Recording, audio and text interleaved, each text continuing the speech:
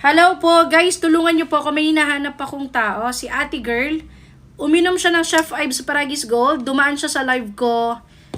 Ma'am, na-upload ko na po. Sabi ko, alin yon?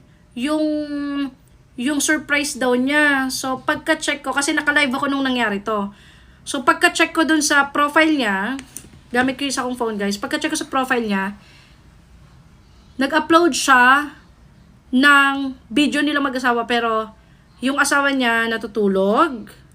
So, ito guys pumasok si Ate Girl habang tinatawag yung asawa niya sa pangalan. Tapos, sinurprise niya nung pregnancy test. Tapos, guys, umiiyak yung asawa niya sa sobrang tuwa. Kasi, ang tagal na nilang hinihintay yon. Tapos, first check out lang ni ate ng Chef Ives Paragis Gold yun.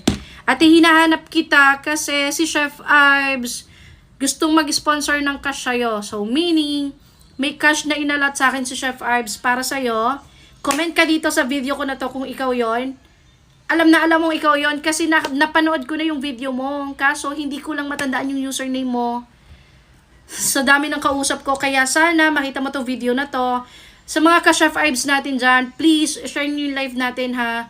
Ate, alam mong ikaw yon. Puntahan mo ako dito, mag-comment ka dito sa video ko na to para ma-check ko yung video mo kung ikaw ba talaga yon ha. Thank you guys, maraming salamat. Basta Paragis guys, go for Chef Ives Herbal.